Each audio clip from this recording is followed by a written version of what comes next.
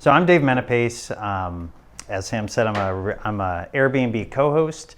I'm an investor. I'm a realtor. At heart, really an investor who then sort of leverages that to make money through these different avenues. So we'll get into my whole story as we kind of walk through this presentation. There's only about 5 slides. I don't like a lot of words in the presentation. I like to just kind of speak about it. Some things I'm going to add into this, though, that I didn't originally have are going to cater, well, we'll slip in there some of the analyzing deals and management. Because at the end of the day, that feeds in a lot to like how to operate these at scale. So if we can break it down to one simple one, I think that'll make it pretty useful. But feel free to ask questions. We'll kind of go through this, and then a lot of the magic happens in the Q&A. So that's me. I'm not on the left. That's my wife. I'm on the right. Our company is the 5-Star Co-Host. And let's kind of jump right into it. See if I know how to use this. Did I set you up to fail? Maybe, but that's all right. That is all right. Part of the fun. Exactly. Oh, look at that. What if you hit play? You know what? Even better. I can look at that. We can go up and down. We can go up and down. That's fine. So here's what we're going to cover. We're going to put some things in there. Maybe you'll see my spelling mistake because I did this at like 11 at night a couple nights ago. But we already did the intro. We'll go into my background story. We'll talk a little bit about my portfolio. We're going to talk about co-hosting. As we do that, we'll talk about analyzing markets, and a lot of that might go into if you ever want to co-host, how to know what market to jump into as well. Why right now it's so easy. Like right now, getting a co-hosting deal is pretty much like if you're an investor in 2009. Like there's a ton of opportunity out there, and that's why I do it. Then we'll talk about how to find me and do any Q&A. And actually, before I start, some of my wins this week. First one is just getting to talk to you guys. Like I love chatting about this stuff. I could talk about it until 2 a.m. if you let me. I'd love to have some beer if we're gonna go that route, but and some coffee. I saw some coffee back there. Went up to Maine yesterday and closed 3 more co-host deals, which should bring us about $75K a year between those 3. That was a big one. I was pretty psyched about that. So. Just me? What co-host? What is it? We'll talk about that. Don't you worry. Yeah. Is it just me? Yeah. I don't understand it? No. We'll talk about what it is. It's at a high level. It's property management of a short-term rental. It's managing someone else's property. All right. Let's see if we can slide down. Sweet. All right. So a little bit about me. I kind of already talked about that. I'm an investor. This whole thing started in 2019, and we'll talk about that. I co-host, I manage other people's properties. As a realtor, I help people buy primarily short-term rentals, and then I leverage that to get more co-hosting deals. We have a podcast. We were fortunate enough to be able to contribute to a book that got pretty popular, and I love just educating people and then also doing consulting for people, right? Like if someone needs to know what technology to use to automate their systems or how to analyze a market or a deal for that matter. Those are all things we do for people, and through this business of being an investor and co-hosting, you then can monetize all these other things, right? So you can invest in property, you can also invest in your time. All right, my story. Like I said, I don't do a lot of words on there. Top left, I was in healthcare for 12 years. So I graduated in 2010 from the prestigious UMass Dartmouth. It's pretty sweet, a lot of concrete. Yep. It was awesome. You'd hear that sound a lot down there. After that, I went to healthcare. So I was in healthcare IT. I got my master's in healthcare IT. Worked my way, like I implemented software at hospitals. So I was really good at managing teams, managing people, managing processes. I sucked at doing any of it myself, but I was good at just managing people and things.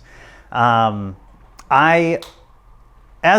all of that was happening, my wife and I bought our first vacation rental. So it was in Cape Cod, Dennisport, Cape Cod.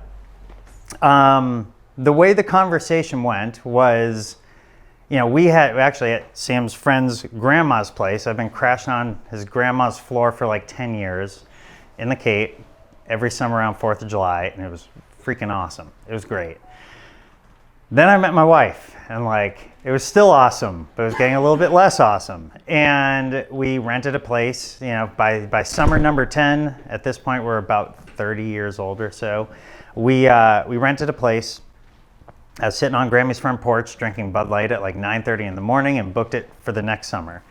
We never ended up staying at that place. Somewhere around February, during a snowstorm, there's a cute little cottage for sale in Dennisport, and it was that purchase that pretty much changed our life. Not because of the money it made, but because of the opportunities that it gave us. So we bought that in 2019, about a month or two before our son was born. It was a great time to buy a short-term rental and start to learn the ins and outs of it. But luckily he wasn't born before we had our vacation. So we got to have our vacation. He was born like 2 days after that. So so that was fun. But what we learned is that we really enjoyed giving people vacations. Like it was a lot of fun. That year, 2 people got engaged at that house. And I don't know where, it's only 450 square feet, but somewhere in that house, it's now part of their story. And that really was neat for us. We really enjoyed that. We didn't make a killing, but we never have to this day made a mortgage payment on that house. Because if anyone's in real estate here, the best time to close on a house is like the first day of the month, and then you get a nice little 2-month runway before you make a mortgage payment. So that first year, the summer of 2019, one of the reasons we bought it is we read in the MLS listing that it had been used as an Airbnb. We're like, all right, fuck it. Like, what's the worst thing that could happen? I think the mortgage was like $1,200, and we're like, worst case scenario, we can pay this and it'll suck, but we'll also get a house we can use, so it's not that bad. I think that the last owner had made like 15 grand the year before, and we're like, well, it's cutting it close, but we can do it. We ended up making, I think, around 30. Like the gross was 30, and we didn't do a whole lot, and it was bad, right? Like she would message a guest and I'd say something different to the guest. We confused the heck out of people, but I think like guests probably thought it was kind of cute because they kept rebooking, right? And then COVID hit, and I was kind of like, okay, if no one comes this summer, at least we get to spend the entire summer on the Cape. Like I was kind of hoping that might happen anyways. So at this point, I'm still working in healthcare, so like I have vacation time and pretty good pay there. That summer hits, no one canceled their booking, and we made way more money than the year before. And we're like, there's something here. And we made that year maybe like 40 grand. But it was not fancy. We just had Airbnb, we had VRBO, we synced the calendars, and we just sort of like let it happen. As that was happening, I started getting like the real estate investor bug, right? Like I started listening to Bigger Pockets. I still had a job, but like a lot of my clients were leaving, and I was like, I'd worked up into this cool role that I was in at my company, but I just realized like none of this is guaranteed to me. So probably like a lot of you, it was kind of like, how can I protect myself through income of real estate? So a couple cool things happened. That Cape house that we bought for 260 grand, we had put 20% down, something I never do anymore, but like I did because I didn't know any different. And I think the house at that point was worth around like 450 grand, just like 2 years later. And we did nothing. I was still using the dishes that the last owner had. So I took a home equity line of credit out, and that's when we got into the BRRRR strategy, right? So we went down to Chattanooga, and this will tie into short-term rentals later, but we went down to Chattanooga, did like the long distance BRRRR thing, the David Green approach. That's fine. And we ended up doing 6 BRRRRs down in Tennessee. And it was fine. Like, it was fun. None of them were perfect. All of them were headaches. We made money on all of them. But around the end of like 2020, so I guess we did all that in about 9 months. And at that point, our Cape house went up in value even more. And then our primary house went up in value even more. And there's this house in Maine, Sunday River area, Maine. Is anyone pretty familiar? Northwest Maine. It's a pretty popular happening spot. And I'd gone skiing there growing up, so I knew about the area. And back in 2019, my wife and I saw all these really cool, big, like 4-bedroom A-frame chalets. And back then they were all like 250, 260. And Kim, my wife, and I were always like, if you find the deal, the money will come. We like found the deal, we never looked for the money. And then our kid was born. And we're like, oh, that's where our money's going, right? So we never really did anything. We kind of sat on that. And then at the end of 2020, all those bird deals I'd been buying off market through wholesalers and like was pretty familiar how to find off market deals. We found, we emailed owners of like 4 or 5 houses that we wanted to buy in 2019. One of them answered and was like, I'll sell. And we're like, holy shit, it actually worked. Finally, so off a cold email, that was Logan's Lodge. And so we closed on that, I guess it was about 1.5 years ago. And that house is the moneymaker. So that house we bought for $430K. And in like 1 year, I think it's racked up about $120K. And it was like, nice. Because the Cape house is cool, but I've never actually taken any money from that house. But between these 2 houses, at that point, I got my real estate license. I started helping people in Cape Cod buy these short-term rentals. What ended up happening in Cape Cod is I had to do all the analysis, I'd do the underwriting, and people are like, yo, I do not want to actually manage this, right? Like my sort of target buyer persona on the Cape was somebody that wanted to retire in their home like 10 years and make some cash along the way, but they didn't actually want to manage it. And so that's when Kim and I stopped and sort of reset and we're like, well, here's an opportunity for us. We'll co-host it for them, okay? So our co-hosting journey, which I guess I'll get into next, started in Cape Cod where we managed other people's homes for them.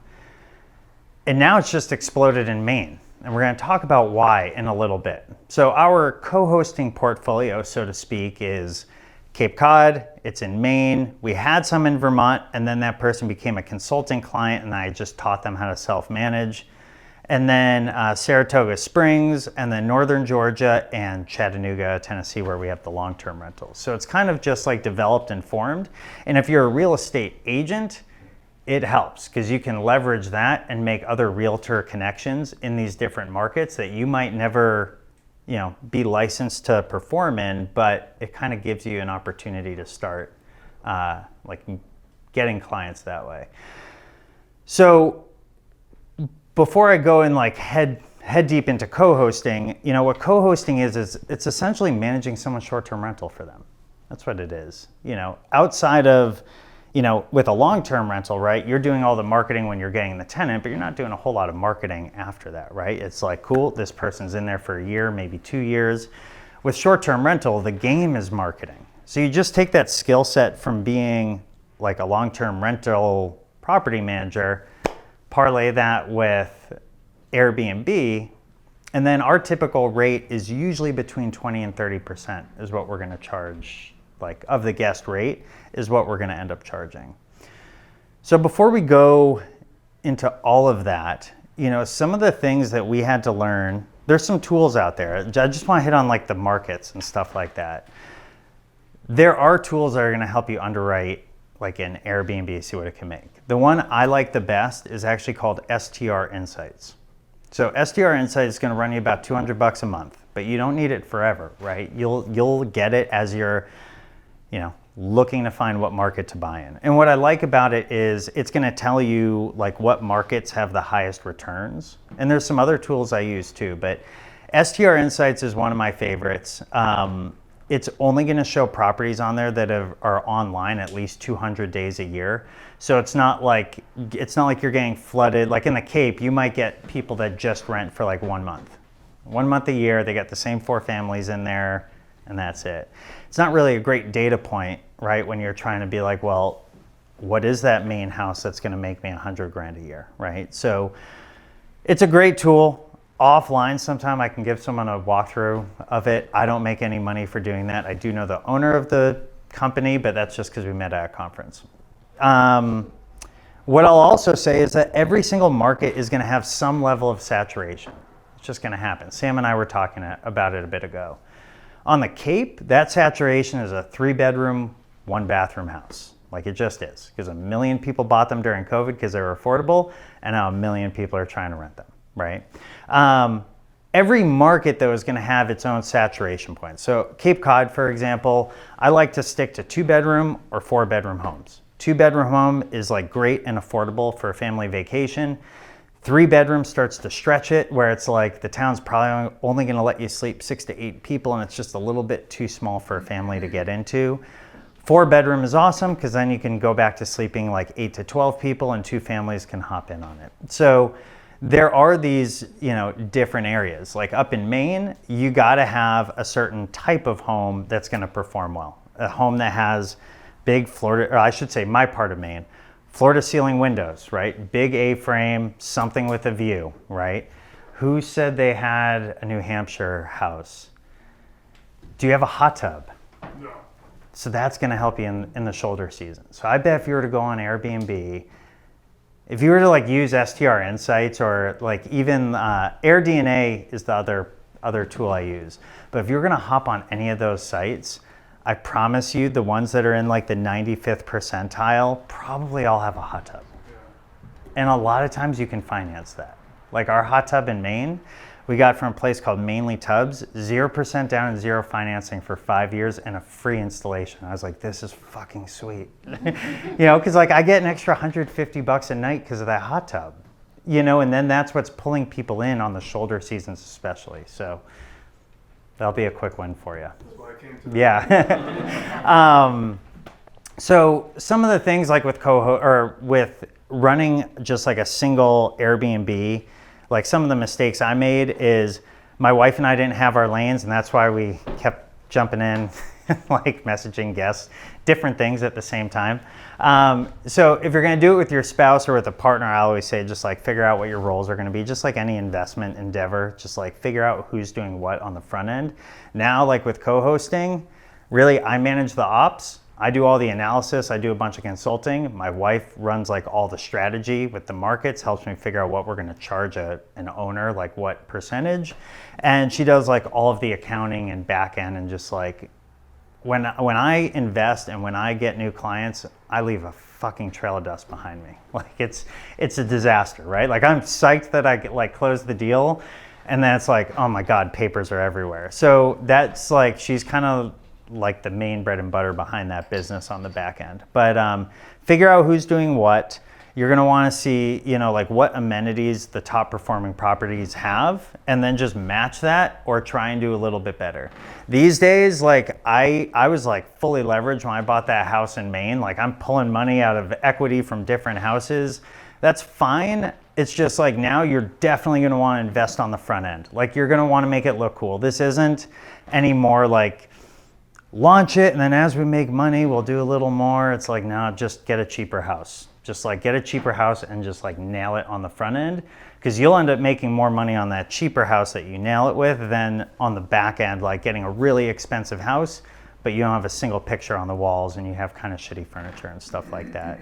And a lot of times with these single homes, like if you're just managing one, even more I'll talk about in a minute, all of it can be automated, right? Like we have 5 messages that go out to guests every single time, right when they book, 3 days before their stay, the morning that they check in, the morning after they've checked in, and the morning before they check out.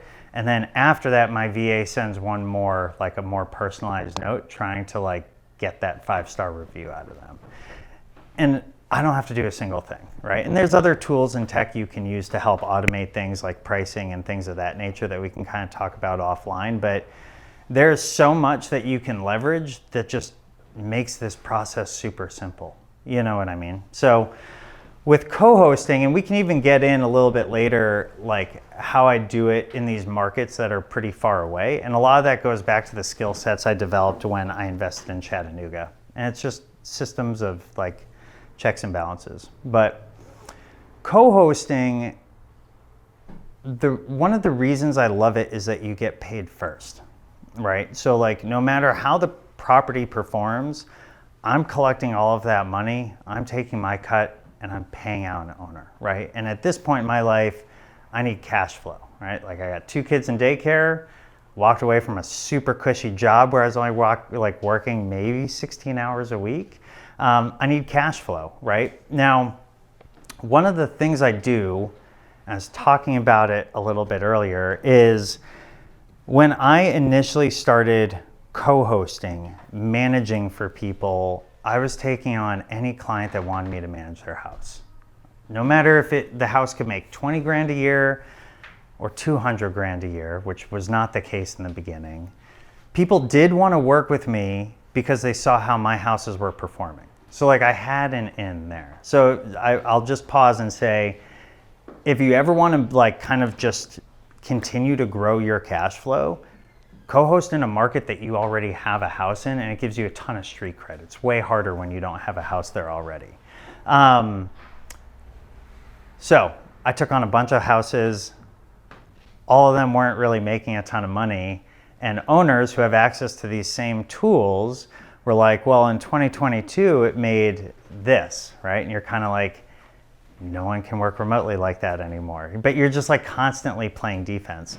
So a couple of things we learned and we had to do is we had to get better about underwriting the owner, and then we had to get a lot better about underwriting the house, right? Like anytime I go and walk a house, I am interviewing that owner because I got to figure out if they're cool. Like because they're a partner, right? Like you wouldn't go buy, well, I've done it before. I've bought houses with partners that are cool as friends, but like they're tough. Like they're tough to work with. And so the same thing happens when you're co-hosting. One thing I never knew is I was like, yeah, this will be sweet. I'm just gonna manage a bunch more guests and cleaners. That's the easy part. The hard part is managing the owner and their expectations. So, Sam, have you ever run into that with your co-hosting?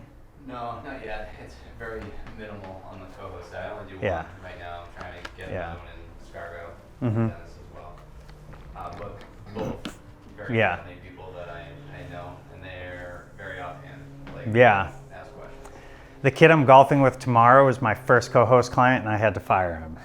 It's just like, I couldn't do it anymore. But so anyways, a lot of what we work with now is like, we really target these houses that we're like really confident can make 100K or more a year. If it's not, you know, just like an investment, right? You'd rather have one property that's got 50 units than 50 single family homes, usually. Maybe not, but like that's how I usually look at it. And that's what I learned with co-hosting too. I had to start focusing on these bigger, more luxury homes where like the guests that pay $1,000 to $2,000 a night for a vacation are way cooler than guests that pay $100 to $200 a night. Like it's a totally different ball game. And at the same time, right, if a house I'm co-hosting makes 150K a year, I'm pretty confident I'm walking away with 30 to 35 grand a year just from that one house. And then once you get one of those, it's a lot easier to show it off on social media and then just get more clients that way. But co-hosting, what I love about it, it sounds like a decent amount of people here are realtors too, right? Or maybe, or a few.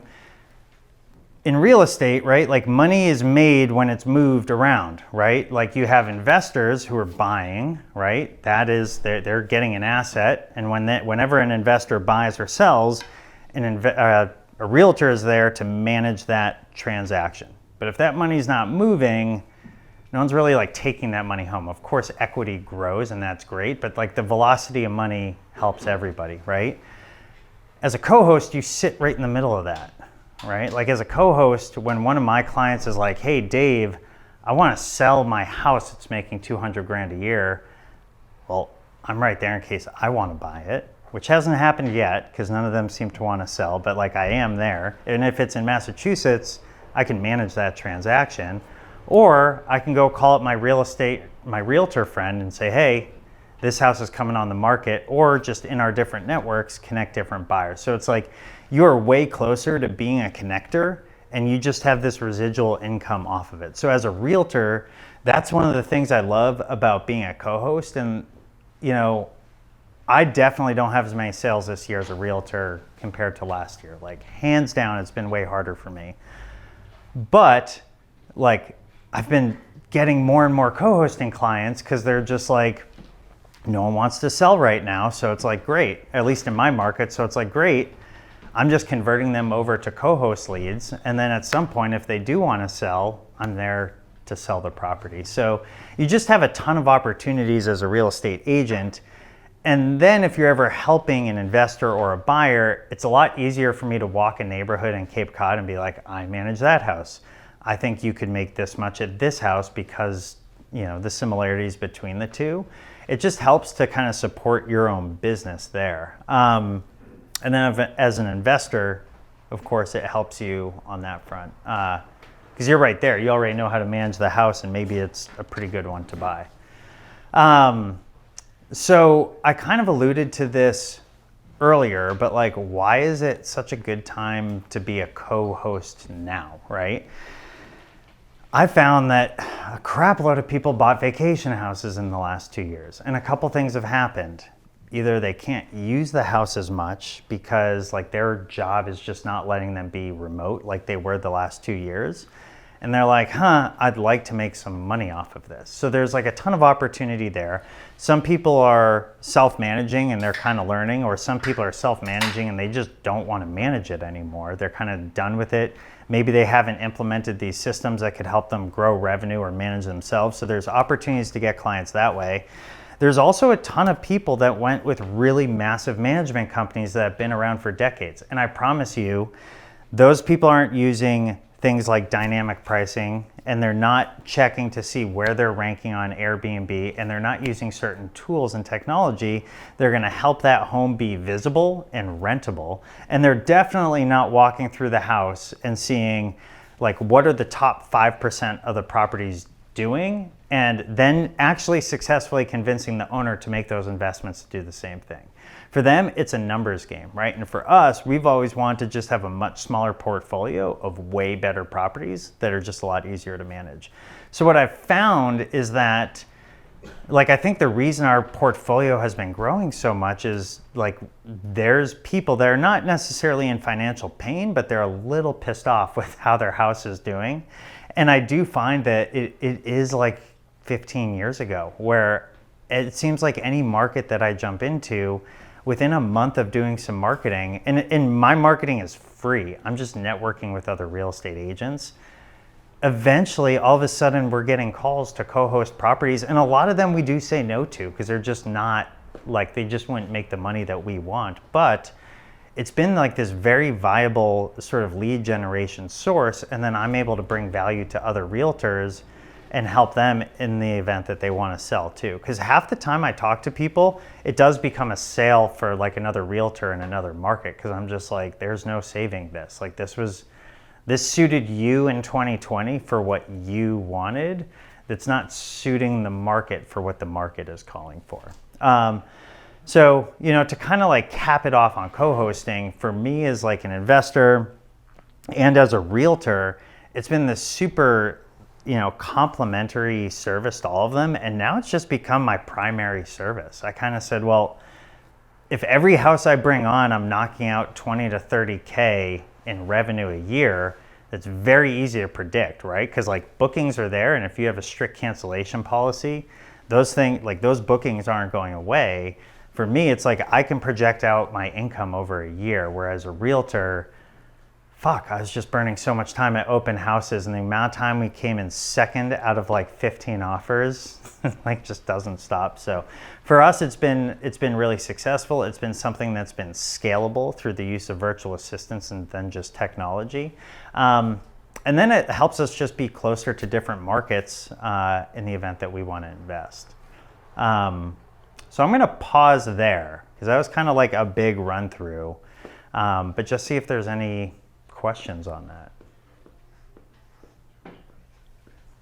How do you vet your teams, your cleaning teams and stuff like that, especially long distance? Yeah, we have a 15 question questionnaire, and usually we'll interview 3 or 4 of them. To me, if I call them twice and I don't have a call back within 24 hours, I'm not working with them. It's just totally not happening. I also need really good references. So at this point, my network's grown pretty well. Usually, I'll ask for referrals within my network first. A couple other important things on that front, they need to be cool with getting 1099, because that is going out, that's money going out. I'm not getting taxed on that they are. So that pretty quickly gives me a pulse on like, are they legit? Are they a legitimate company? We do stick to companies, not like individual people, because what is a shock to someone's system is when they have to be at my house 3 times in a week for turnovers because we have check-in, check-outs the same exact day. And that takes a lot, but I also can't have 2 or 3 cleaning teams on one house. That's just too much work for me. You know what I mean? So what's been hard is like up in Maine, so we're managing 4 houses and bringing another 4 on. And up there's by far the best cleaner I've ever had. Like at our house up there, I kid you not, there's been 55 straight 5-star reviews and clean. They always talk about how clean the house is. But now I'm in this painful like growth period where I'm like, shit, I have to start an in-house cleaning company. And I'm a little weary about it, but I've called like 4 different cleaners and like all of a sudden, like I've driven 4 hours up there and then all of a sudden they have to bail on meeting me. So I've kind of learned a lot just about like that. And then leveraging other realtors, leveraging handymen, like all these people that are in these businesses, usually the good ones seem to all know each other. So, but yeah, there's like, I can send you our list, but we have like 15 questions that we run through. We don't like pepper them with it, but kind of work through them. Have you ever had to deal with regulations changing or being introduced? Yes. Yeah. So that's a really good question. What we do is we stick primarily to vacation markets that are heavily dependent on like that industry. So in Cape Cod, yes, there's going to be regulations around usually how many people can sleep in the house. Dennis is the most lenient besides Sandwich, who just has no regulations. Outside of that, it gets a little more strict, but I can talk to That could change, right? Like Sandwich could all of a sudden say, they could. there's too many here, we need to. Yeah. So if you're banking on sleeping 16 people in a 4-bedroom house, like it's not going to be allowed forever. But like up in Maine, if Sunday River were to just shut down, like that whole market out there, everyone's moving away, right? And if they were to shut down short-term rentals, no one's going to Sunday River. So it's like we really strategically pick these markets. I do like picking markets that have some regulation because it means that it's like they've been through this process, they have their system, and they do change sometimes, but usually it's like they change from having some level of regulation to just shutting down. So that's what happened in Chattanooga. Yeah. So a lot of the houses we are at now in like the Chattanooga market are like 15, 20 minutes outside of that, but those happen to be vacation areas also. Okay. I mean, I think there are ski areas that have, like, I think North Conway and even Yeah. Burlington. So with North Conway, we're looking at buying a hotel and just going the commercial route. The 'Cause- taxes are all different for that. Yeah. right? So- Yeah. But it does happen. You gotta be careful about that. Do you guys do any like direct bookings through your own website, or do you? Yeah. And what share does that make up as when compared to like Booking.com Mhm. or VRBO or Airbnb? Yeah. Right now it's about 4%. We look at it, like our VA pulls it every week and we look at it, but we just started it like 2 months ago. So what we're doing is I don't get net new clients like off the web. What I do is I have a router at every house that makes people put in their email address to get access to my Wi-Fi. And I just market the shit out of them. But for your shoulder seasons, right? Like if you put that in there ahead of the summer, Right. and then you start marketing to them like, hey, this is happening in this area in the fall, like that is gonna help give people like an opportunity to go ahead and book. So a couple more like technical things on that. We use they call it PMS, property management system, that like automatically whips up a direct booking website for me. And then I had a lawyer draft up like a guest lease agreement and credit card authorization form. So what happens is we hit people with the marketing that way. In our houses, like right on the fridge, there's a big QR code. It's like, want a discount next time you stay? Book directly. And then the other thing you have to consider with direct booking is an added layer of insurance, right? Because like with Airbnb and VRBO, people are not as protected because they have their own, they have their own ratings or whatever. We do use an insurance that essentially the guest pays for, and it's like $18 a night. and it does a background check on the guests, and then it also does 25K and like contents coverage, because getting money out of Airbnb sucks. It sucks. So, but yeah, it's called StayFi. That's the router. Okay. It's like $200 and it's like $15 a month. So, and what we do, give you guys a pro tip for co-hosting. Like I have all this shit in the house, right, that we use to help us manage. And trying to get an owner to buy the Schlage lock that I use, to buy the Ring camera that I use, I don't give them access to buy this StayFi, to buy sometimes a noise decibel reader, and then to get them to spend $700 or $800 on photos, like it's just like pulling teeth. However, when I just say, yeah, my launch fee is like $1,500 to $2,000, they have I've never lost a deal for. And then I actually get to keep the photos for my own marketing if they were to ever leave. That hasn't happened, but yeah. You mentioned when you go into a new market, you do marketing. Mm-hmm. What do you do? Yeah, I might have to like get into my own Canva account here. But what I do is I first start a relationship with realtors. How to do that? One of the best ways to do that is see what the sold properties were in a market that you would love to co-host or own or whatever. In my case, it's usually big ass houses that you can see Sunday River on or right on the beach or whatever, right? See the realtor that keeps kind of like popping up there, right? And then so you're in the mastermind with me. I talk about these markets all the time on our coaching calls. So there's been like 3, 4, 5 people that have approached me like, how can I buy a property, right, in that market?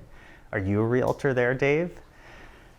I kind of collected a band of buyers, right? And then I found these houses I'd want to manage, and I found this kid named Will. Will Van Wickler is his name. And pretty much I just said, hey, I got a lot of buyers in this market. I need someone really good to send them to. And I just interviewed him. And there was other people I interviewed too, but I just vetted him. Turned out he had a short-term rental in the area. Turns out he's not co-hosting, so he's not my competition. And he happens to be like 23 years old and a machine. So it's just like, great. He does not have kids like me that he's got to run home to and cater to and everything like that. So I essentially was like, I need to send someone these leads. And he's like, oh my God, I'll give you a referral fee. It's like, nope. I just want co-hosting leads. And this is the type of house that I like to manage. I noticed that you've sold some. Do you keep in touch with those owners? Yeah, I email them every quarter just to see how things are going. They're pissed at their management company. Sweet, right? So we essentially did an exchange of services. And then what I did is I used Canva, just like I did to make this, same exact background and template too and everything. And what I started doing, so in our mastermind you have access to AirDNA. AirDNA is another tool that you can use to underwrite properties, analyze properties. I started pulling out, because he's listing these things. I said, hey, do you want me to make some marketing material that'll make it easier for you to sell this house? And he's like, hell yeah. He's like, of course I do. So what I did is I essentially just took a template and I'd pull out like 5 or 6 houses, now probably like 3 or 4, and in AirDNA it gives you the amount that house made the year before. Essentially you click on a little purple dot and it's a property on Airbnb, and it tells you what it made the last 12 months, what their occupancy rate was, their average daily rate, and how many days it was available on Airbnb or VRBO. I'd take that information, I'd put it in the flyer, and then on page 3 of the flyer, I just like pepper them with a bunch of shit about my company and the podcast we do and a whole bunch of other things that could kind of tie them in. And then he started posting that to the MLS. He'd be like, great, this is validation of numbers that I'm trying to like sell this property for. And then we'd pull in some more education, what the occupancy rates were per month and revenue per month. And so he would take that, and then for that was just more collateral to help him. So we just had like this exchange of value. And then that was exactly what I did in like Tennessee as well, the Tennessee, Georgia market. And then in Cape Cod, I didn't have to do that because I was already helping people buy. But week 2, sorry, we're getting deep on a mastermind we just learned that we were both in. week 2, like on the course, I did a call with Chris Petsy and walked through it. Yeah, and there's a link to that template, yeah, that I use. Have you ever been able to sell a property or know someone who sold a property that actually sold it as a business for a higher value than it would have been if it was just a residential one? Yeah, it happens a lot. Doesn't happen successfully a lot though, right? A lot of times then a buyer's gonna have to cover an appraisal gap. And a lot of times the DSCR products for short-term rentals, they're gonna hit you with like 9 or 10% interest right now. So like a lot of people try it, especially down in the Smoky Mountains in Tennessee. Doesn't really work that way though. It's turnkey, it's furnished, it's got Yeah. even tenant or private Yeah. and stuff. Yeah, the other thing you got to be careful of, if you're ever buying an Airbnb and like the seller's like, it's awesome, there's a year's worth of bookings with $100,000, you're fucked. Because either they have to continue to manage that with they can't like transfer the Airbnb bookings to your own account. And 9 times out of 10, they're not going to want to hand over that Airbnb account because they got other houses that they manage. So be aware of that if you're ever buying an Airbnb and someone markets like, oh, it has all these bookings. Like that happened in the Cape. I managed a 6-bedroom in like the heart of Hyannis, right across from the marina. You can see the marina when you're washing dishes. It had like 80 grand of bookings this year, and they're all like little 3-night bookings in the summer when I know I can get 7-night back-to-back bookings through the whole summer and make $100K just in the summer alone. And that was a discussion, like those buyers didn't use me as their buyer agent. Right away, I would have said like, hey, make the owner cancel all those on their account and deal with that headache and just start net new. So sometimes you're leaving a lot of money on the table, and other times you just have to deal with it for the first year and then you can like recover from that. But It's sometimes nice to start off, especially if you're newer. the best situation that happens, and this happens whenever I take over a house that's usually with another management company and I have to figure out how to get them on to me, is like if that other manager, like you can somehow get cool with them and they'll essentially say, hey, I'm giving away all this money, new manager is coming, here's their account that you can book in, and I need you to cancel on mine so it doesn't screw up my account. And like that has happened a few times. We've worked through it. Usually it's because the manager like kind of screwed over the owner and felt bad about it, and we were just able to be humans and work through it. I think Evolve has screwed a lot of people too. Right? So Evolve is interesting because they're almost like a platform rather than, they're not a management company, though they market themselves that way. So Evolve, just so everyone knows, they'll charge 10%, and it's like a discount service and a discount rate. So they'll take all the important shit like the marketing, which is really what you need to nail to make money. And then they'll leave you with and they'll do the guest communication. They'll leave you with coordinating the cleaner and like all the other shit. And they're never gonna optimize the listing. They're never gonna, like every single week, I'm changing around the order of the photos, updating the pricing, changing the title, changing the description. Like I'm doing all these things, and I track that on a tool called RankBreeze. And I can see like, okay, I'm no longer on the first page of Airbnb. What happened, right? And like I A/B test this stuff, or at least my team does now. Evolve isn't doing that. So it's like people think they're giving up their headache, but really their headache can be automated. I rented once through Evolve and it was a nightmare.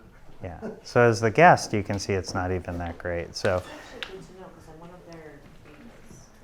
They send their clients to me. Oh, And I have no clue. yeah. It could be different in different markets, but my experience is not. Okay. Yeah. So It sounds like a great 10%, and they certainly sell themselves well. But yeah, and honestly, there's been a few times when someone's like, why should I not go with Evolve for 10%? And I usually leave that with like a signed contract at 25%. Because they realize like, oh, I'd have to be way more involved and I really wouldn't make as much money. So they do a good job marketing their own services, just not the properties. So You said, you mentioned insurance earlier. Yeah. So we're just using Airbnb right now. We like semi still kind of live in the home and then it's gonna be like fully open Yeah. over the next year and a half. Insurance, question on that, with Airbnb, do we need extra homeowner insurance? And Yeah. recommendation of what, like those numbers need to look like? Yeah, so what's going to happen is if you don't get your insurance policy updated, like when you do Airbnb, your house is being used as a business, it's being used for commercial use. So if anything happens in that house, heck, if you ever have a guest even bite somebody, like you're screwed. Like if anything that would normally happen and be covered under homeowners insurance happens, you're not getting covered. So the very first thing you're going to want to do is just go to your regular insurance company and be like, hey, we're Airbnb-ing this now. And usually it's only a few $100s more a year to get that sorted out. You know what I mean? Like up in Maine, I think at that house, I'm paying $1,800 a year. And what it goes through is, I think it's called Lloyd's of London, is essentially like the insurance company that ends up having a bunch of different faces, but it like all filters up through that. So you'll end up wanting to get essentially like a commercial policy, but just talk to your insurance agent. There is another one called Proper Insurance, and they'll charge you like $3,000 a house, but at the end of the day, like you don't have to spend $3,000 a year. And then what we do on top of that is do safely insurance. And that can be as cheap as like $5 a night that a guest stays, but we just kind of beefed it up because we wanted the $1 million liability. Because we have houses that have like bikes that people can ride, and when I'm on a bike in the Cape, I'm usually hammered. Like, that's why I'm there. That's why I'm on a bike, you know. Yeah, Ryan's seen it. Do you do LLCs also for each property? Or? No. Now, one of my podcast episodes, it's in the 20s, I interviewed a guy named Jeff Hampton, and he'll talk about why just an LLC really doesn't do anything. Like, it doesn't save you from liability. Okay. And he does have a different structure. I can't remember what it's called, but it's essentially a trust that owns 99% of the property, and then an Arizona LLC that owns 1%. And essentially, if a crisis event happens, the LLC is allowed to peel off, and that's just the trust, and no one can take the house. But that is expensive to set up. The very first line of defense is definitely just like really good insurance. Do both. There you Do an go. umbrella policy too. Smart, yeah. So for our 2 short-term rentals, we have $5 million over that. Right. And it's not that expensive for the umbrella policy. I think it's like $1,000 or $2,000 a year. Now my houses in Tennessee, those are in an LLC, but I own them with partners, and it was just like easier because we were getting all DSCR loans on those anyways. And I couldn't have gotten the hard money without an LLC anyways. So it's kind of made sense there. Do you see a difference in profit margin with like single family units versus say like condos or townhouses? Yeah, definitely. But a lot of it, you guys take a step back and think about like who's traveling here, right? So like we're going to be managing some condos right on the side of like ski in, ski out condos on Sunday River. For me as a co-host, like it doesn't really matter. Like I took on ones that I'm pretty confident can make like 80, 90K a year. And I don't have to deal with like hot tub scheduling or trash, or it's kind of easier. So I sort of lowered what I'd make. The margins, it always just comes down to like, what's your revenue, what's your expense, and how often are people going there? You know what I mean? What I will say is that like a condo, like Myrtle Beach, there's a lot of condos and they do really well. Down in Florida, there's a lot of condos, they do really well. As the owner, it just sort of depends on like, you know, your revenue won't be as high, but maybe your expenses are decreased, right? Like I had my snow removal bill last month in Maine, or like in February in Maine, was $1,500. And I was like, well, totally missed that one on the pro forma. You know what I mean? Like, I think I wrote in that would be $400 a month. And here I am, $1,100 more. It snowed a ton. Condo, that's covered in an HOA fee. Right. You know, so it's like, you don't have to deal with that in a condo. We're looking on the Cape, and I want to just want to get like a condo. Read the HOA documents very closely because that can change. And all I own are condos, and they're medium-term rentals because of that. Yeah. And you get around a lot of the rules. That Right. Yeah. Yeah, I know that HOAs. Which condos? I can't remember the name of them. It's down by Skagit Beach, New Orleans. That's Yeah. my target. That's where I'm zoning. Yeah, yeah.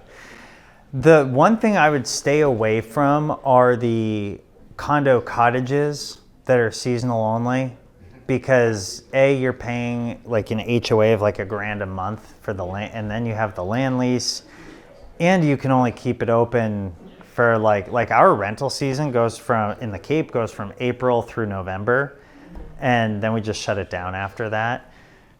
In those condo cottages, a lot of times like May through October, and you're usually leaving about $15,000 on the table. So, and they're just they're impossible to sell. Like on the back end, if you ever want to sell them Yeah. or leverage them, you can't, because no bank will really finance those things. So, You mentioned like co-hosting, and so like you said, you take the money and then you basically pay yeah, the owner, right? So yeah. how does that look?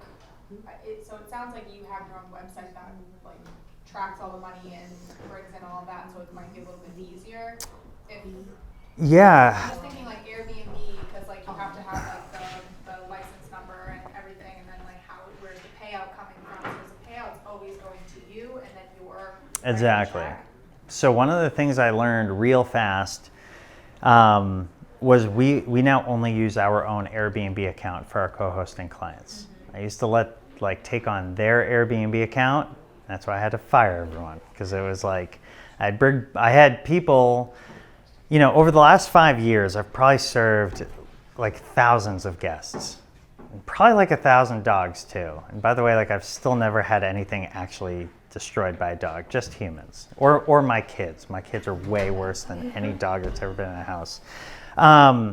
What we learned was that like this process of being at scale works way better when you're using your own accounts and your own systems. But even when I was using other people's, we'd have our bank information in there, and I was usually getting the license number under my company. So they weren't getting the license, I was. They would still, if a permit was required, they would still get the permit as owners, and I had a clause in my contract that said like if they didn't keep that up, then we could terminate the contract essentially. But Is that a nightmare with taxes? Like how just paying them, so you're just basically 1099? Yep. Them? Yeah, so I get a W-9 from all the owners, just like all the vendors, and then we issue them a 1099 at the end of the year. And so what we do is we use a bank called Relay Bank. You use them also? For my business account, yeah. Oh, awesome. Yeah. So same concept, right? Because you have like the 20 accounts. So we only use like 4 of them though. And so one of them is connected to Stripe for any direct bookings. And then from there we break out taxes and all that. That's why I need like the brains, my wife, to be on. Like, no fucking way am I doing that. Then we have one where like all the revenue comes in from Airbnb and VRBO. Then we run our owner statements. They check it out on like the 2nd or 3rd day of the month, and then we just do an ACH transfer right after that. So we'll usually pay for things too, like the supplies and any of that sort of stuff, and then we just deduct it out of the owner statement. Okay. So I'm assuming that's also in like your contract too, like any amenities needing and things like that. exactly, deducted. yeah. Now if there's ever any repairs or anything like that, then I just connect them with my vendors. I don't really want any piece of that. And that has bit me in the ass a couple times when I have owners that are not good at paying people. And I've had to jump in, cover, and then deduct like an $800 plow bill because my owner was in the UK and was very available on Instagram, but not by email. Yeah. She had a following, it was her thing. But yeah, so, Thanks yep. her on Instagram. What's that? Thanks her on Instagram. Yeah, that was kind of the play. But yeah, so what some people do is they'll like pay out owners right away, or they'll let the owners just get paid out and invoice them. It's way too sticky when you start getting at scale. Like it's just not manageable. And again, if you have an owner that's not good at paying, like then essentially you've just worked for free for the month. And like you're only getting paid monthly, you want it to count, so. Lessons from the field. Yeah. All right. So with that, we'll kind of finish up here, but how to find me, like I've, probably just through Instagram, Menapace _real estate is the easiest way to grab my attention. I have way more unread text messages than like Instagram messages for whatever reason. Once it starts getting loaded with like my family texting me about crap I don't care about, it just kind of goes to the wayside. We have a podcast, so we host that. It's called Hassle Free RE. Anyone on the email, I'll share all of his contact in the email. Yeah. You can still take a photo. But Yeah. And then that book we were talking about that was really cool. It was called Hospitable Host 2. And so what they did is they grabbed, there's a Hospitable Host 1 and then 2. They grabbed 40 Airbnb owners and operators from around the world, and everyone contributed a chapter. And then, and it's pretty cool. So it became a bestseller. That's that book. And supposedly it's going to be on Netflix, but I don't know if they'll find their way to Cape Cod and Massachusetts, but we'll see what happens. So that's how to find me. Airbnb. Yeah, no problem. Thanks, guys.